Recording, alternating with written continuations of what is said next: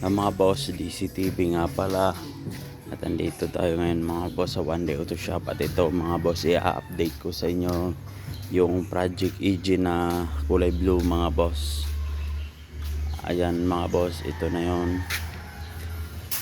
Nakakabit na mga boss ang kanyang mga salamin. Ayan, nakakabit na ang kanyang windshield. Tsaka yan, door glass, quarter glass. Ayan, nakakabit na mga boss. Ayan. Ito naman, yung kanyang back glass, hindi pa. Tsaka yan mga boss, yung kisame niya nakakabit na din. Tsaka windshield. Tsaka dashboard mga boss, nakakabit na. Ayan. Tsaka rolling na din yan mga boss, nakikabit ang mga pangilalim. Ayan. Project EG na blue mga boss. Ayan. Shoutout nga pala sa may-ari to sa tiga Batangas City mga boss.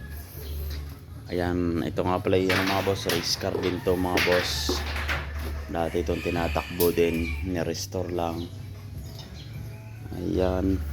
Ito yung kanyang fender mga boss. Ayan, naka-wide. Naka-wide ang fender niyan mga boss. Carbon sa hood, carbon fiber din ang hood mga boss. Ayan. Ito nga pala yung naka-turbo mga boss. Turbo ang makina nito. Hindi pala na yan ang makina ng mga boss. Turbo yan. Ayan. Ganda din nito pagka nabuo mga boss. Ayan, hindi natin mabuksan. Yan, hindi pa yan nabubuli mga boss. Ito nga palang bumper niyan sa likod, tabas yan mga boss. Ayan. Ayan bumper.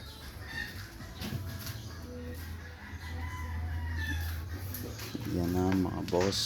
Konti na lang, patapos na to mga boss.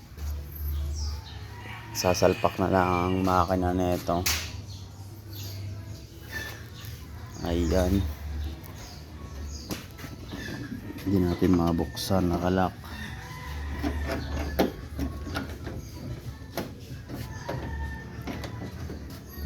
Ayan na mga boss.